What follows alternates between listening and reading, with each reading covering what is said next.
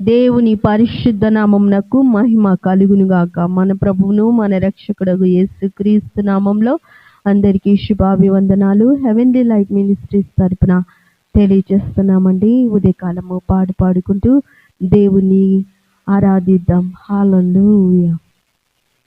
మహాదేవుడా మహోన్నతుడా నిన్ను స్తుతించేదా, కృపామయుడా దయామయుడా నిన్ను కీర్తించేదా.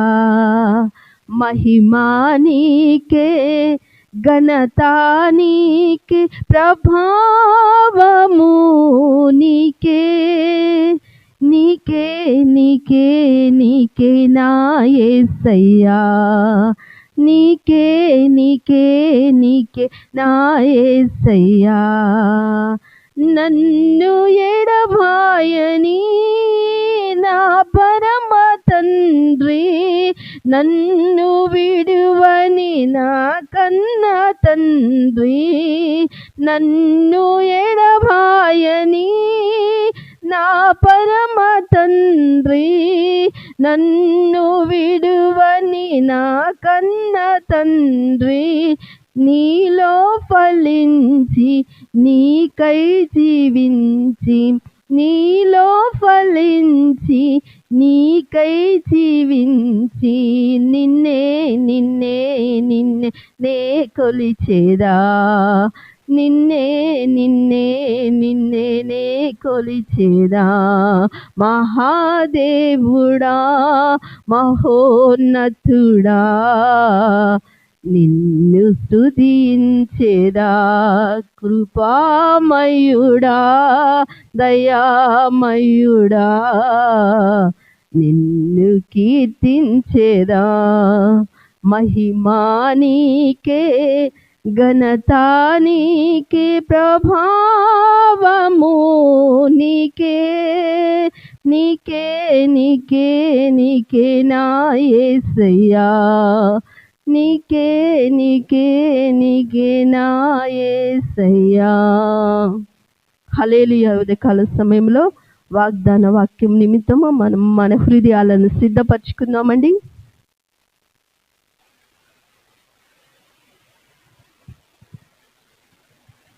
హల్లెలూయా. దేవుని నామము మహిమపరచబడునుగాక.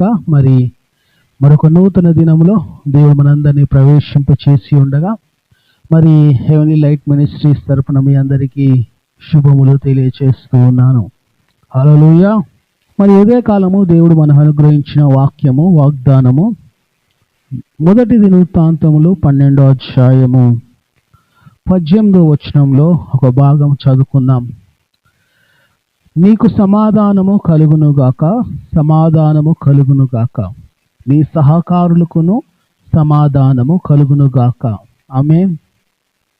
ఇక్కడ ఎవరితో ఈ మాట తెలియచేస్తున్నారు? హల్లెలూయా. ముందుగా మనం ఇది చదవాలి అంటే దీని చరిత్ర తెలుసుకోవాలి. మన వాక్యాన్ని వింటూ ఉంటాం, వాక్యాన్ని ధ్యానిస్తూ ఉంటాం, కానీ ఆ వాక్యము ఎప్పుడు రాయబడింది, ఎవరి గురించి రాయబడింది, దేని నిమిత్తము రాయబడింది, ఏ సందర్భంలో రాయబడింది అని మాత్రము మనము ధ్యానించము. ఇక్కడ సౌలు దావీదును చంపాలని ప్రయత్నం చేస్తున్న కాలంలో ఈ భాగము రాయబడింది. హల్లెలూయా. ఈ భాగము దావీదు దాక్కొని సౌలును భయపడి సౌలుకు దూరంగా పారిపోతున్న పరిస్థితుల్లో ఈ మాటలు రాయబడినట్టు మనం చూస్తూ ఉన్నాం. హల్లెలూయా. మనం 16వ వచనం గమనించామనుకోండి. మరియు బెన్యామీనులో కొందరు, యూదావారులను కొందరు దావీదు దాగి ఉన్న స్థలమునకు వచ్చిరి. ఆమేన్. హల్లెలూయా. ఇప్పుడు మనం చదివిన వాక్యము, దాని ముందు వాక్యంలో ఈ విధంగా రాయబడుతుంది, దావీదు దాగి ఉన్న స్థలమునకు వచ్చిరి. ఎవరెవరు వచ్చారు? బెన్యామీను గోత్రంలో కొంతమంది, అలాగనే యూదా గోత్రంలో కొంతమంది. హల్లెలూయా. వారు వస్తున్నప్పుడు 17వ వచనం మనం గమనించామనుకోండి, దావీదు బయలుదేరి వారికి ఎదురుగా పోయి, హల్లెలూయా. ఇప్పుడు కొంతమంది వస్తూ ఉన్నారు, యూదా వంశంలో నుండి, బెన్యామిన్ వంశం నుంచి ఎదురుగా వస్తూ ఉన్నారు. వారందరినీ దావీదు దూరం నుంచి చూచి వారికి ఎదురుగా పోయి వారితో ఇట్లా, నేను మీరు సమాధానం కలిగి నాకు సహాయము చేయుటకై నా యుద్ధకు వచ్చిన యెడల నా హృదయము మీతో అతికియుండును. ఆమేన్. దావీదు వారిని ప్రశ్నిస్తున్నాడు, వారిని ఈ విధంగా అడుగుతూ ఉన్నాడు, ఏమని? మీరు సమాధానంగా వస్తున్నారా నా దగ్గరికి? మీరు నా దగ్గరికి ఏమంటారు, శాంతితో వస్తున్నారా అనే ఒక ప్రశ్న వేస్తూ ఉన్నాడు. అట్లు కాక, అంటే మీరు సమాధానంతో కాకుండా, అలా కాకుండా నా వలన మీకు అపాయం ఏమైనా కలుగునని ఎరిగి ఉండియు నన్ను నా శత్రువుల చేతికి అప్పగింపవలనని మీరు వచ్చి ఉన్న యెడల. హల్లెలూయా. 2 రకాల ప్రశ్నలు వేస్తున్నాడు దావీదు. ఒకటేమో, మీరు నాతో సమాధాన పడటానికి వస్తున్నారా, సమాధానం కలిగి ఉండటానికి వస్తున్నారా? లేని ఎడల నా మీద నన్ను శత్రువులకు అప్పగించటానికి, శత్రువులకు నన్ను తీసుకువెళ్ళి ఏమంటారు అందచేయటానికి మీరు వస్తున్నారా అనే ప్రశ్న వేస్తున్నాడు. ఒకవేళ మీరు రెండవ ఉద్దేశంతో వస్తే, రెండవ ఆలోచనతో వస్తే, మన పితరుల యొక్క దేవుడు దీన్ని చూచి మిమ్మును గద్దించునుగాక. ఆమేన్. నేను గద్దించను మిమ్మల్ని. చాలాసార్లు మనం ఏం చేస్తామంటే, ఎవరైనా మన దగ్గరకు వచ్చినప్పుడు మనము సమాధాన పడటానికి వచ్చారా, పోట్లాడటానికి వచ్చారా అని అడుగుతామా? అడగము.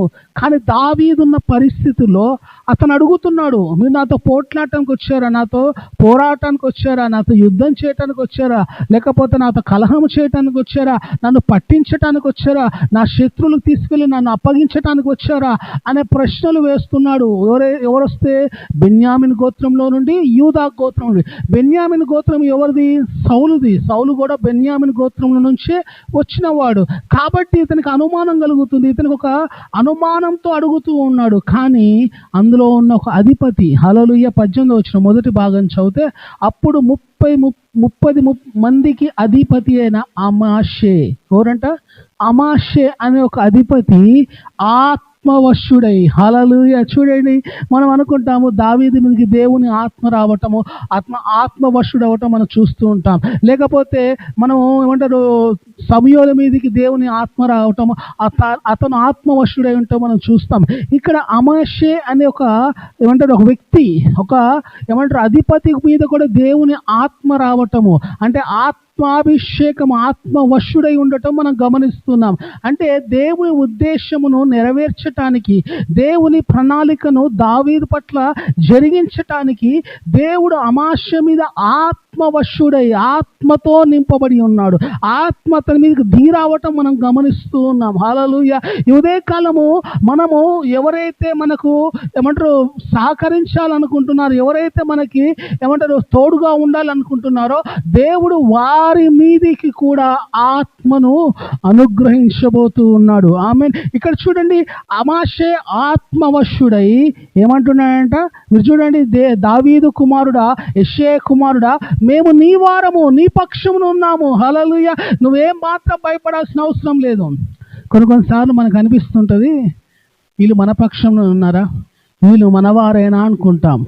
మనతోనే ఉంటారు కదా, అయినా కానీ మనకు వెనకాల ఏమన్నా గోతులు తీస్తున్నారేమో, మన వెనకాల ఏమన్నా వారు ఎటువంటి ఏమంటారు అపాయకరమైన ఉచ్చులు పన్నుతున్నారేమో అనుకుంటాం. దావీదు కూడా అలానే అనుకున్నాడు. కానీ దావీదును బలపరచడానికి, దావీదును ధైర్యపరచడానికి దేవుని ఆత్మ అమాషే మీదకి వచ్చినప్పుడు అతను దేవుని ఆత్మవశుడై మాట్లాడుతున్న మాట, అతను మాట్లాడుతున్న మాట కాదు, అతను ఈ మాట తెలియచేయట్లేదు, ఆత్మవశుడై మాట్లాడుతున్న మాట.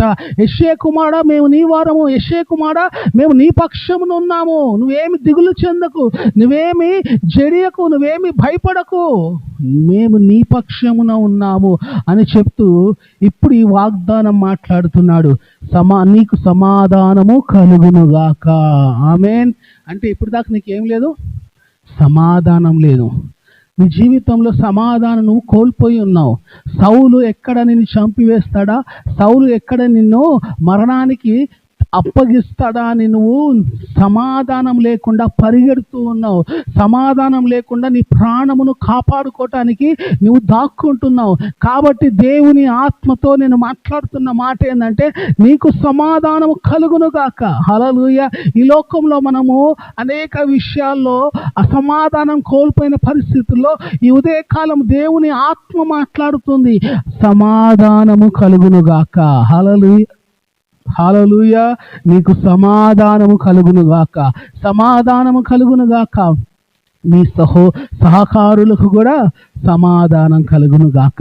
ఆమేన్. నీకు ఒక్కడికే సమాధానం కాదు, నీ సహకారులకు కూడా. అంటే మనం చాలాసార్లు మన ఒక్కలమే అసమాధానంతో ఉన్నాం అనుకుంటాం. అబ్బా, నా కుటుంబంలో ఉన్న వాళ్ళందరూ ప్రశాంతంగా ఉన్నారండి, నేను ఒక్కడనేనండి బాధపడుతున్నాను, దుఃఖపడుతున్నాను, ప్రయాసపడుతున్నాను అనుకుంటాం.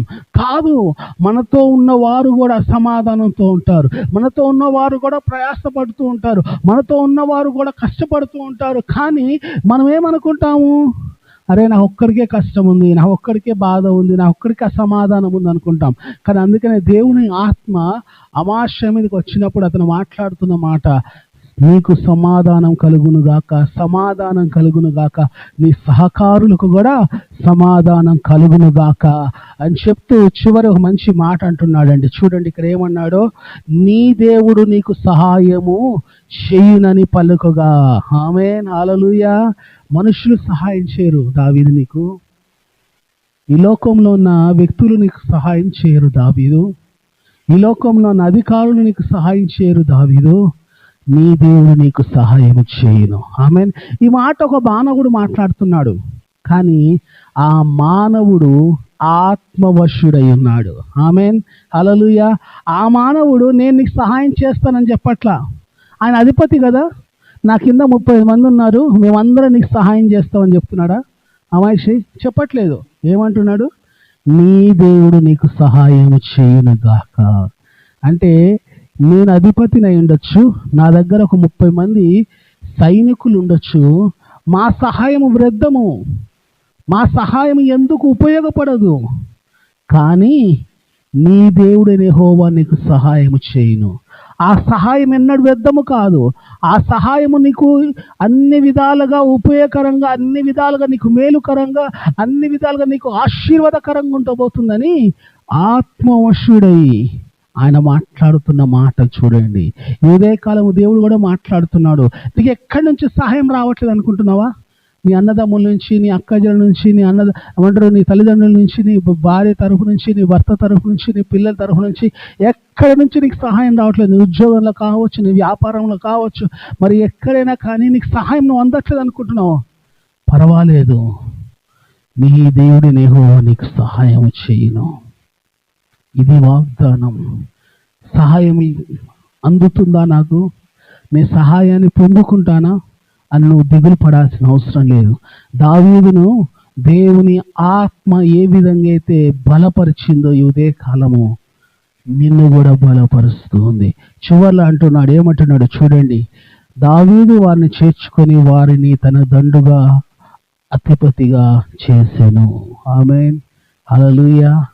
అంటే యాక్చువల్గా ఎవరంటే సౌలు దగ్గర అధిపతులు, సౌలు దగ్గర సైనికులు, సౌలు సేవకులు, వీళ్ళందరూ సౌలు దగ్గర పనిచేసేవారు వీళ్ళందరూ. కానీ దేవుడు వీరి హృదయాన్ని, వీరి మనస్సును తిప్పివేశాడు దావీదు వైపునకు.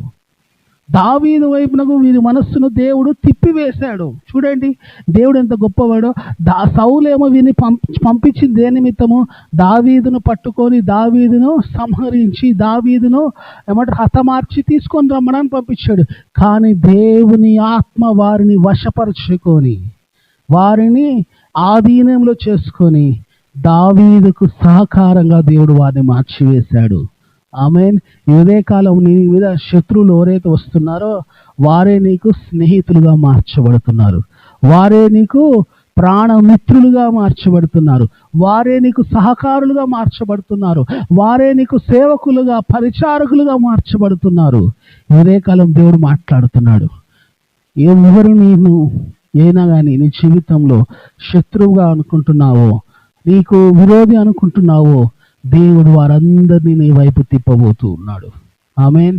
కాబట్టి నీకు సమాధానం కలుగునుగాక, నీకు సమాధానం కలుగునుగాక, నీ సహకారులకు సమాధానం కలుగునుగాక, నీ దేవుడిని యెహోవా నీకు సహాయము చేయునుగాక. ఆమేన్, ఆమేన్. దేవుడి మాటలు దీవించునుగాక. ప్రార్థన చేసుకుందాం. పరిశుద్ధుడా, మా ప్రియ పరలోకపు తండ్రి, ఏదే కాలము నీ ప్రశస్తమైన వాక్యమును బట్టి, జీవపు గల మాటలను బట్టి నీకు వందనాలు చెల్లిస్తున్నాం.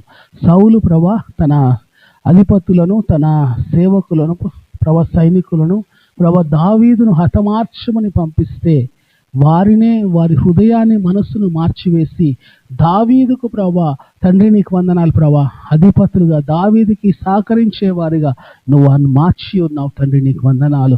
అవును ఆత్మవశుడై అమాజ మాట్లాడిన మాటను మేము జ్ఞాపకం చేసుకుంటున్నాం.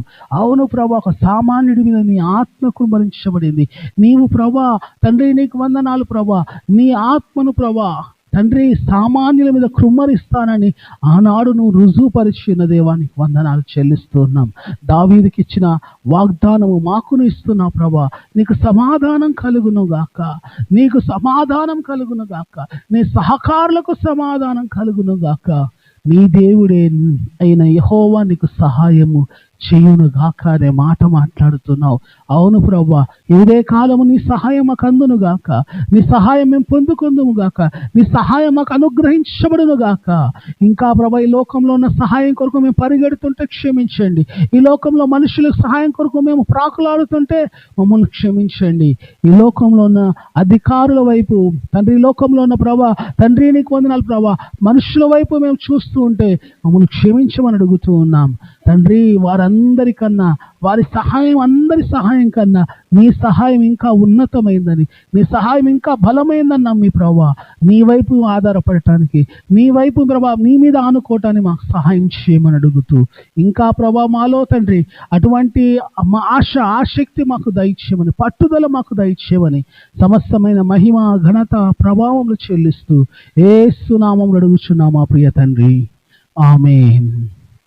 హల్లెలూయా. అందరికీ praise the Lord. Pastor Solomon Raj YouTube channel subscribe చేయండి, లైక్ చేయండి, షేర్ చేయండి. దేవుడు మనల్ని దీవించును గాక.